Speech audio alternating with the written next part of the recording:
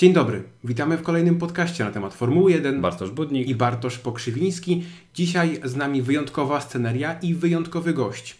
Tak jak mówiliśmy, przy okazji startu portalu Parc Fermé, na który serdecznie zapraszamy, link znajdziecie w opisie, postanowiliśmy stawiać kolejne kroki w rozwoju. Tak, i tym razem postanowiliśmy sięgnąć dalej. Ostatnio mieliście okazję posłuchać naszej rozmowy z Kubą Brzezińskim, który wygrał niedawno wirtualny Le Mans.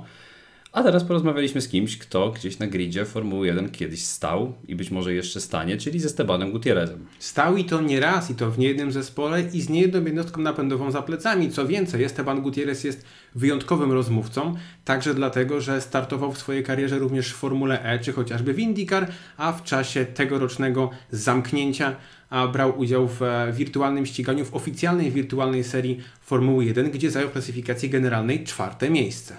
Esteban między innymi powiedział nam o tym, co można wyciągnąć, tak powiem, z sim racingu do normalnego ścigania. Powiedział nam, jakie są różnice między IndyCar i F1, czy chociażby jak trudno jest zaadaptować się z Formuły 1, przesiąść się do samochodu Formuły E. A jak zostaniecie z nami i posłuchacie całą rozmowę, to dowiecie się między innymi, co stałoby w garażu marzeń Estebana Gutierreza, jaki jest jego ulubiony klub piłkarski i czy jest to Chelsea oraz jakie ma plany na przyszłość, bo myślę, że tutaj pozytywnie nas wszystkich zaskoczy. Tak, zapraszamy Was do przesłuchania całej rozmowy. Rozmowa odbyła się w języku angielskim, napisy na dole.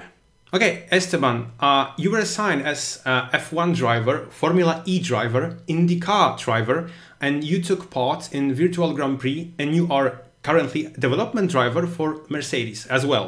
How important is sim racing / esport experience of being development driver today, and how important will it be in next, let's say, 5 to 10 years? Well, it has been very important to, first of all, to be part of a team like Mercedes as a reserve and development driver. It has given me a lot of knowledge, a lot of opportunity to develop as well myself. It's been an incredible experience with the team, working with the best engineers, the best mechanics that are part of the team. And as well, we have developed some projects, in particular the esports project in this lockdown situation that it's very unusual, but it's been very useful to develop the esports side, and it's a very different way of racing than what I do as a development driver, but it's still related because obviously both of them are racing, is sim racing, and yes, it's really important to be part of this because certainly in the future it will keep growing, and it has become as well a tool for drivers to keep themselves sharp and use it as a tool to improve the driving techniques and many other things. Okay, so the experience between Brackley simulator and your simulator at home is completely different. Yes, and also the approach is also different, and the objectives are different. So in Brackley, what we do is we test all the developments from our actual car.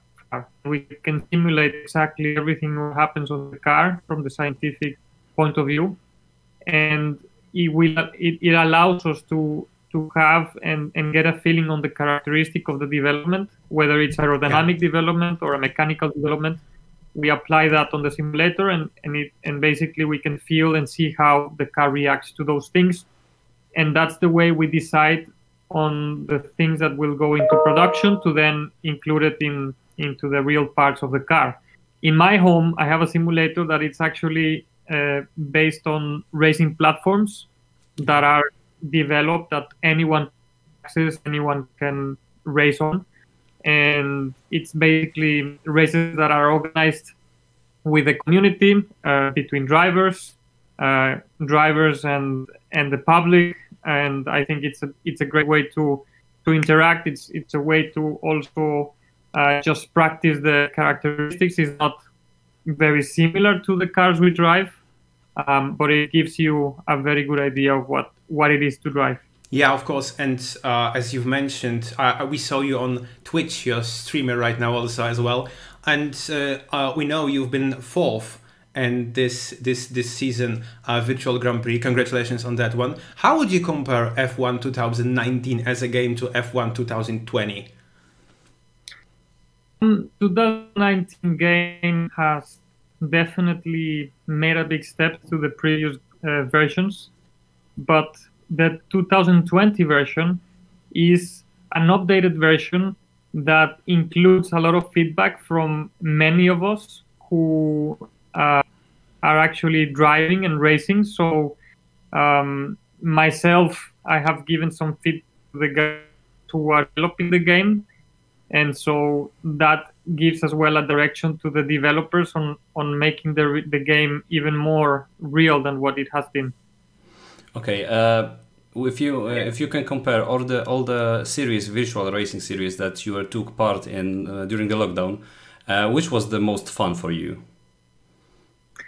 The one I enjoyed the most was Formula 1, because we all raced together as a drivers community, the drivers that I know the most, and it was a fun exercise. It was fun to share this experience with all of them, and the fact that we could race and race many times for fun, but also professionally, because initially it started as a game. It started as something fun to do in this situation, but very quickly it became something very serious and very professional, and the team started to get involved. I even had a racing engineer during the race, so that was impressive to think, that my team, the real team that is operating the Formula 1 team, was also involved in the operation of the esports. And Esteban, speaking of which, in latest and first this year Austria Grand Prix, the drivers who took part in those virtual racings, comparing to the other drivers from the same team who didn't compete there, were quicker than those who didn't start. Do you think what do you think about this? Do you think it's relevant that you are training on this kind of platform? Can it improve your skills as a driver? Well, that's an interesting question. I was not aware or didn't really think about that. Yeah, if you look on the table, it looks like they are faster. Okay, that's a good indication, and I think it's a positive way to see how esports is important and is very relevant as a tool, as a training tool for the drivers. In principle, whether it gives you an idea on the driving or the feeling or the sensation, that is questionable. But the fact that you keep yourself thinking and challenging yourself to improve, to drive better, to find more speed, and you do that exercise day by day during the lockdown, but the time you arrive on track, on the physical track, your mind is very sharp, is prepared to get on track. So I believe that's why it's an important tool, and I do believe that the drivers that kept themselves active definitely had benefit. Okay, let's get to the real life racing. You started in both F1 and IndyCar. What is the difference between the two, and which is better in the sense of speed, and how is it? Which is more satisfying to drive? Let's say that. I would say they are both very different. Oh. IndyCar is like driving a car. It's like driving in a Formula 1 car of maybe 10, 15 years ago. Okay. Which is not in terms of technology, because the Indy cars have a lot of technology and they are very modern and they're very safe, but in terms of sensation. So driving an Indy car it feels a lot more raw, a lot more natural. You have to push. There is no power steering. So the steering wheel is very hard and you have to really push yourself into the driving. So in Formula 1, in comparison, we have power steering. The car is perfect. There is no vibrations. The teams are designing these cars to the utmost performance, to the utmost detail, and everything is just incredible. So the sensation it's very different. Also, the tracks that we race in Formula One are very smooth, most of them, the new ones, the modern ones, and also the runoff areas are not any more gravel. They are made out of pavement, so the same as the track. So it gives you a little bit more room of mistake. Whereas in IndyCar, the tracks are very classic. If you run out of the track, you get into the gravel. You have grass. You have walls. You have concrete walls. So it's quite a different experience. But I would say each of them have its own identity. Okay, so speaking of experience of driving, you had a chance to drive Sauber in 2013 with naturally aspirated V8, and then you got a chance to switch to a V6 turbo hybrid. Which one would you pick to take it to the track right now? Naturally aspirated or a hybrid? I would choose naturally aspirated. I certainly miss the sound of the V8 engine, the natural aspirated. But what I can say is the technology, how it has evolved and developed into the hybrid engines is fascinating. Yeah. What the teams have achieved behind it, it's unbelievable how much innovation has come out from this new era of the engines. So looking at that perspective, it's really impressive to have hybrid Formula One cars with such capacity or capability to extract so much power from the engine. Okay, you drove in Formula E for 3 races, and Felipe Massa said once that Formula E compared to Formula One is very hard for the drivers because of the lack of engine noise. Was that the hardest thing to adapt to? Yes, certainly it was. Not only the sound of the engine, but also the driving of the car, because it's a car that is not designed for racing. It's a car that is very basic, but it's a racing car designed by Dallara or Spark. I cannot remember Spark is Spark. Sorry, yeah, it's Spark. And in some way, it gives you a lot of sensation when you drive, but it's very slippery to drive because the tires are not slick tires.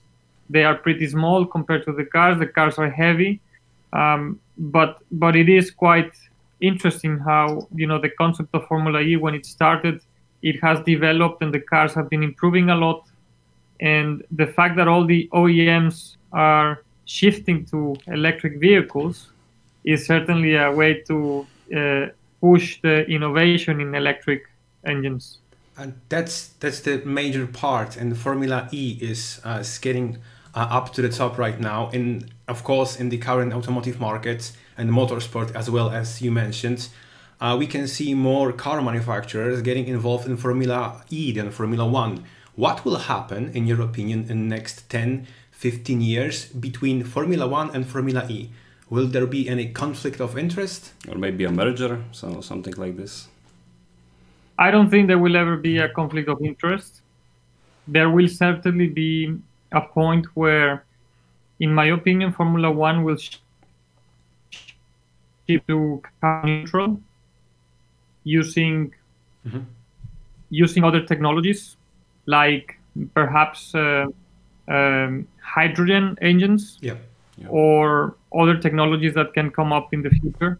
And it's a great platform to also use the development to really push the development forward in these areas. Yeah, okay. In 2022, we will have the completely new F1 cars with the changes. Do you think that the new cars and the salary cap can change anything in your opinion, or there will be top 3 teams and still the midfield and all the rest?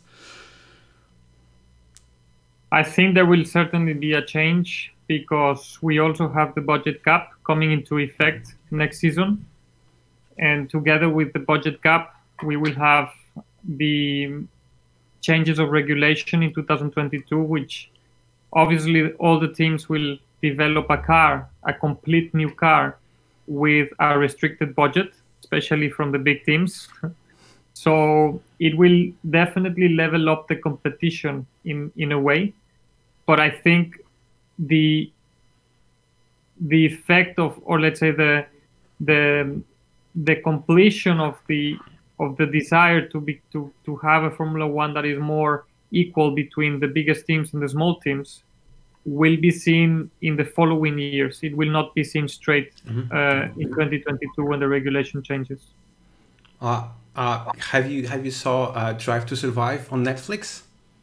Yes, I did. So you are right now part of the big team of the Mercedes, and you were part of Haas team. And I would like to ask you a question, because one of the episodes in Series 1, I think, Gunther Steiner said that Mercedes has got more people on holidays than Haas has got at all. Is that true? Well, in Mercedes, we have close to 2,000 people. If you take both areas of the team, which is high power performance, HPP. Yeah. And high performance powertrains, and the chassis side, which is obviously an incredible hub for, of engineers, that it's, impressive how big the team has become lately. So yeah, it is true that it's a huge team, and perhaps, I don't know what numbers Haas are running in terms of workforce, but I imagine it's around 200 perhaps. Okay. So we asked you about Haas, about Formula E and IndyCar. So we would like to go a little backwards to 2017. Was that the craziest year in your career? Going from back to 2017. Yes, it was. Yeah. Okay. Sorry. Yeah. No. It was interesting. I decided to try out different series. That's the reason why I tried Formula E and IndyCar, and it was a very useful experience to understand what is out there in other series. Yeah. Okay. And speaking of the past, Fernando Alonso is coming back to Formula One. You've been racing with him plenty of times, and I'm sure everybody remembers one of the most terrifying situations. It was 2016 Australian Grand Prix. How would you compare this situation to, I think, 2014 Bahrain situation with Pastor Maldonado? Well, it's a very different situation. With Fernando in Australia, he was on fresh tires. I was on very old tires. At the end of the stint, he basically was coming very fast. Yeah. And that crash in particular was very, very scary, especially from Fernando's side, because he really rolled over and had the car was flying in the air, and it was very, very, very scary to see.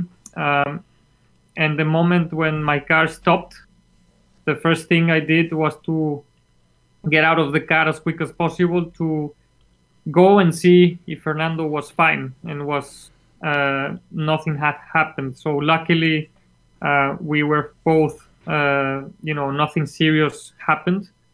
And then on the crash with Pastor in Bahrain was very surprising because he came completely on the inside on a track that is really wide and really on the wrong spot. So it was really surprising for me to just be on the air and be looking upside down and landing into the track. Okay, you are working in Brackley, so you are living in London right now, right? Correct, yes. Okay, so you were in Sauber, which was one of the sponsors was Chelsea. Are you a fan of Chelsea, or does that completely not together? I follow very little, but I am definitely a fan of the big games. Okay. And Chelsea, I live very close to them. So yes, I can say that Okay. I am somehow connected to them. We saw the pictures on Instagram. That's why we asked the question. And I've got a different question for you. Do you work in Brackley? Yeah. Yes. Okay. Yeah. just tell me, is being a test and a development driver a 9 to 5 job? Do you wake up every single day in a week and you go to the Brackley and you work there? And how is your activity look like on the weekends? Well, I travel very often. Yeah. Obviously, before the pandemic. Before the pandemic, I was traveling for 4 days, every 4 days in average, the whole year. So my work as a development driver, it's not every day in the factory. It's very often in the factory, about 3 to 4 times in the factory a week when I'm here in England. But when I'm traveling, I have other responsibilities as well, which is attending sponsor events, attending other meetings, as well as the racing events. Okay. How because of the pandemic, like you said, you are the reserve driver. So how does it look if Valtteri or Lewis can't drive? You are flying straight to Austria, or how does that because you have Stoffel too. So I don't know how that's working. Well, it will depend on the circumstance, but the main idea is for me to be exposed the least possible to the same environment, because in the situation where I need to replace one of the drivers and I need to be prepared for that, means that I need to be very healthy and that I should not be in the same environment as the whole team is. So in order for me to be able to jump into that situation, that's the reason why the team has decided to keep me at home in London with obviously a lot of, let's say, without exposing myself to any risk. Yep. And so when you're at home, we need to ask you this question because that's very interesting. You are a Mercedes driver. What is your daily car to drive, and how would a dream garage of Esteban Gutierrez look like? Does it involve hypercars, power sedans, electric cars?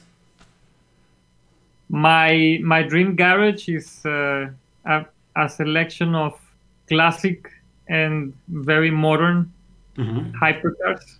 Can you give us 2 of them? There is a lot out there. 300 SL, for example. So yes, exactly. That's a beautiful one. I like the Mercedes. I like the Ferraris. I like the. Don't say this. Well, no. I mean, it's on the personal level. You know, I'm passionate about cars. Mercedes has the best cars in the market, and I believe in the brand, the technology the cars have today is incredible. But we have to admit that also we have great competitors who have really great cars and have produced really inspiring cars over the years. But yeah, that is my dream garage, is to have a combination of classic and modern cars, hypercars. I will then ask you about one hypercar which has got Mercedes engine, and I know that Lewis has got one. It's Pagani Zonda, Pagani Huayra. What do you think about Pagani? The Pagani is amazing. It's very modern, exotic. It's like a piece of art. It is displayed on a car, so it's great. Yeah. Yeah. Okay. And one more question. You've worked in a Ferrari, and you're now working in Mercedes. You work with the best drivers that they are. Which one was your favorite colleague from the office? Let's say. And which one was the best, you think? If I go back in my career, Jules Bianchi was an incredible teammate, and I enjoyed a lot as a teammate. We spent about 4 seasons in the same team in different categories, but 2 seasons teammates in the same category in the same year, and it was fun. It was great. It was a great moment. my teammates now in F1, the experience I had in both Mercedes and Ferrari, it's been very interesting to see how every driver works, what is their approach, how they prepare, and it's been very, let's say, an interesting experience as well to be able to share good moments with all my teammates. Okay, and Esteban, for finish, some say that the Middle and South America drivers dreams about going to race to IndyCar or a NASCAR. Is that true? And not necessarily. Not necessarily. Okay. So, what are your plans for now? Do you plan to involve somewhere in the real life different racing series, or you want to focus on eSport and driving for Mercedes as a development driver? My objective is to be back in a racing car, in a racing seat. That's my number one priority. I did choose to have a couple of years for myself that I decided from the personal level, which was important. But now I'm working to get back into racing. Very soon, I hope to have the good news. Okay, so it will be like open wheeler, or it will be like GT racing? What are you aiming open for? wheel. I'm focusing on open wheel. Yes, I'm focusing on 3 series: Formula 1, IndyCar, and Formula E. Huh. Okay, so we have 3 series to pick from. We have 3 series to shoot right now. Esteban, good luck on that, and thank you so much to spend with us these 20-something minutes. It was a pleasure to have you here and to have ability to speak with you. And can we ask you, for the finish, to say some good words, because I know you told us that you've been in Poland before, to F1 Polish fans and to Parc Fermé community, please. Sure. I really appreciate the invitation to your podcast. It's a pleasure to speak to you guys, as well as the Polish people who are always very supportive, regardless of our nationality. And I've always enjoyed that from the Polish fans. They've been really, really great to me personally. So I would like to take this opportunity to send my best regards to all of them who have supported and who have supported our sport as well. And thank you to Parc Fermé community for inviting me to this podcast. Thank you so much. Thank you very much. Dziękujemy Wam bardzo za to, że byliście z nami i z Estebanem w tym wyjątkowym podcaście. Dziękujemy bardzo całej naszej grupie na Facebooku Parc Fermé oraz wszystkim użytkownikom naszej strony Parc Fermé. Oraz dziękujemy bardzo wszystkim patronom, którzy też dowiedzieli się o tym wywiadzie troszeczkę wcześniej. A nas możecie znaleźć na Facebooku, Twitterze, Podbean, Spotify, iTunes oraz na wcześniej już życzonym Patronite oraz na stronie Parc Fermé. Dziękujemy Wam bardzo. Cześć.